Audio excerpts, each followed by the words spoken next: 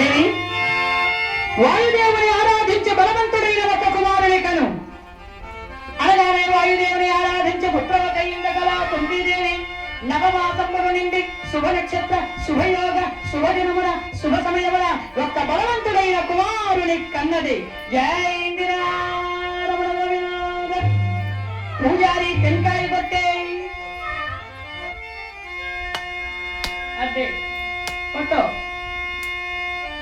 అలా అదే నక్షత్రము, అదే తిథి, అదే వారము, అదే రోజు, ఒక్క ఘడియ తరువాత అర్చనాపురములో మొదటి కుండ పగిలి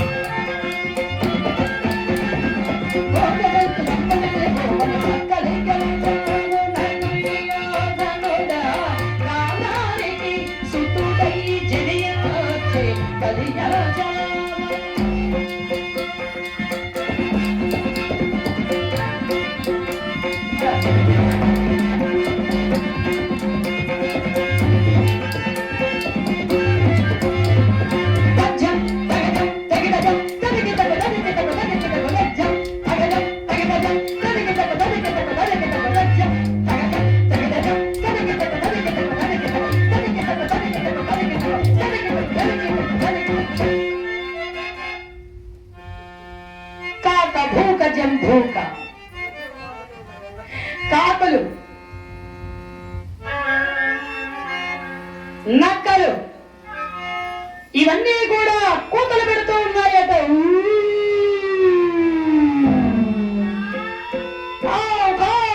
అనుస్తున్నాయి కాకలు, నక్కలు కూత పెడుతూ ఉన్నాయి.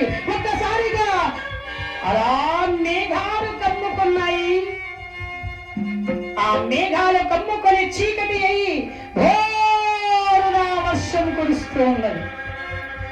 లోకమంతా చీకటిగా మారిపోయింది. గాలి దుమారం, వర్షం భీకరం. ఆ సమయములో మొదటి కుండ పగిలి పుట్టాడట ఒక్క కొడుకు.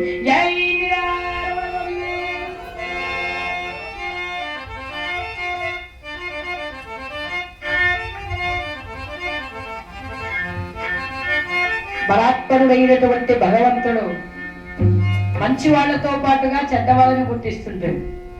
మంచి వాళ్ళ గొప్పతనం తెలియాలంటే చెడ్డవాడు పక్కన ఉండాలండి. రాముడు మంచివాడు అని తెలియాలి అంటే రావణుడు ఉండాలి పక్కన. రావణుడు లేకపోతే రాముడి గొప్పతనం ఎవరికి అర్థం కాదు. మంచి అందరికీ తెలియాలంటే చెడు అందరికీ తెలియాలి. అలా దుర్మార్గుడైనటువంటి కలి అంశము చేత దుర్యోధనుడు పుట్టాడు. అయ్యా మహారాజా, మీరు గాని బతికుంటే మిమ్మల్ని మీ వంశాన్ని సర్వనాశనం చేస్తాడు, చంపేయండి అని సలహా ఇచ్చారు. నా బిడ్డ వాడు దుష్టుడో దుర్మార్గుడో నీచుడో నాశనం చేస్తాడో ఏం చేస్తాడో వాడిని చంపడానికి వీలేదన్నాడు ధృతరాష్ట్రుడు. ఇక ఆ తరువాత ఒక్కొక్క కొండ పగిలి ఒక్కొక్కడు బయటికి వస్తూ ఉన్నాడు. ఎంతలో మహనీయుడైనటువంటి పాండురాజు గారు దేవి మహనీయుడైనటువంటి దేవేంద్రుని ఆరాధించి మహావీరాగ్రగణ్యుడైనటువంటి సుందరమైన కుమారుని ఒక్కడి కనమని చెప్పడంతో దేవేంద్రుని ఆరాధించి పుత్రవతి అయి నవమాసములు నిండి ఉత్తర ఫల్గుని నక్షత్రములో శుభ సమయములో ఒక్క కుమారుని కన్నదట కుంతి.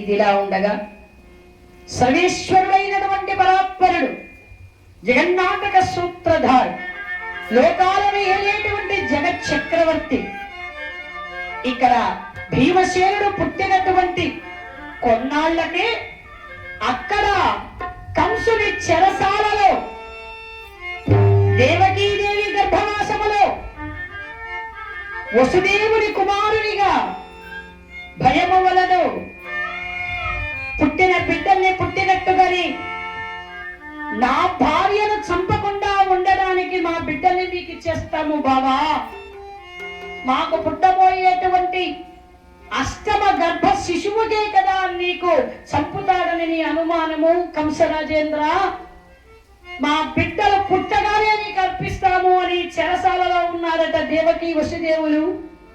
6 మంది బిడ్డల్ని ఆ కంసునికే ఇచ్చేశాడు, ఆయన చంపేశాడు. 7వసారి గర్భవతిగా ఉండగా అమ్మ ఏడుస్తోన్నదట. ఆ మహాతల్లి దేవకీదేవి బిడ్డల్ని కనేదెందుకు, చంపుకునేది ఎందుకు అని.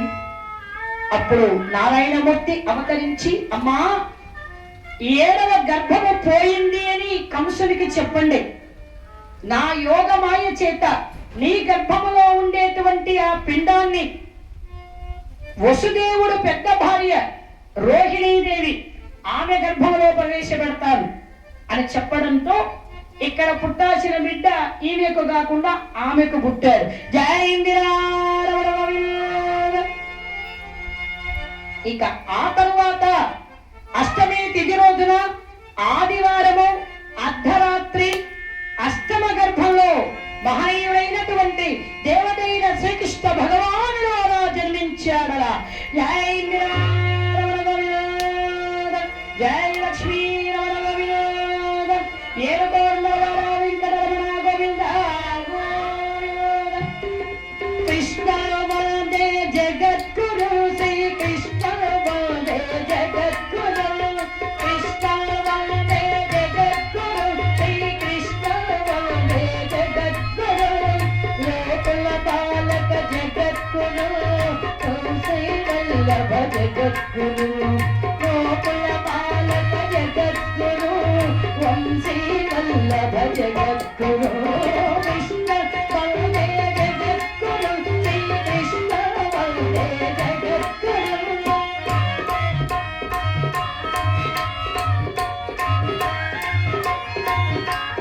కంసాకర్ణ జగద్గురు కావగూపమ జగద్గురు పాప విమోచన జగద్గురు ఆదిమురారే జగద్గురు కృష్ణ వందే జగద్గురు శ్రీ కృష్ణ వందే జగద్గురు కృష్ణ వందే జగద్గురు కృష్ణ.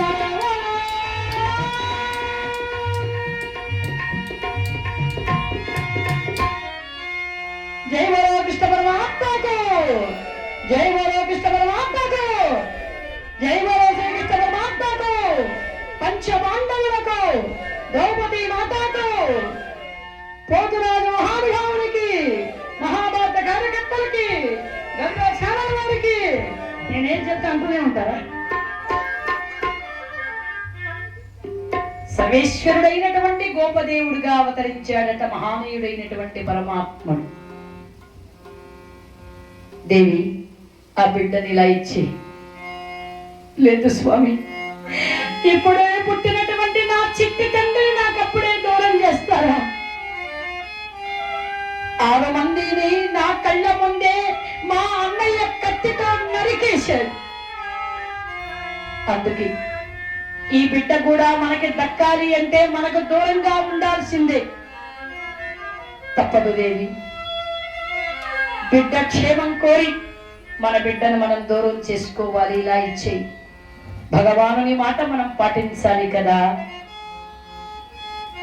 తీసుకొని వెళ్ళండి ప్రభు. ఇచ్చేసింది ఆ బిడ్డను, గంపలో వేసుకున్నాడు. పరమాత్మ అన్నాడు, ఎక్కడ వారక్కడ మైకం పడి పడిపోయాడు. తాళాలు అవే తెరుచుకొని తలుపులు తెరుచుకున్నాయి. అక్కడ ఒక్క గాడిద మాత్రం అరుస్తోంది బయట.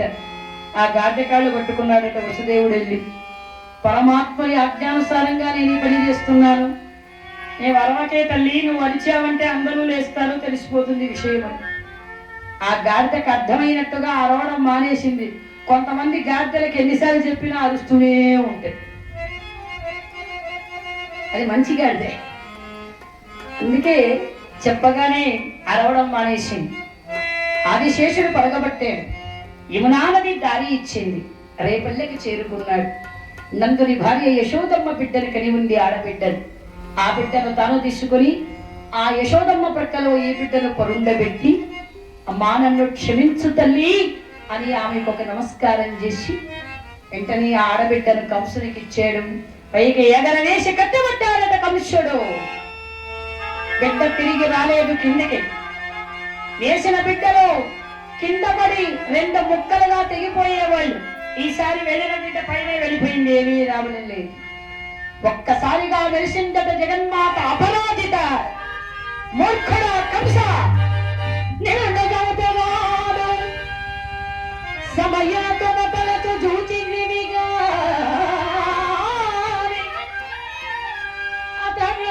అతడు జీవించియున్నాడు, ఇది నిజమో, మరణము తప్పదు నీకు, తప్పదు.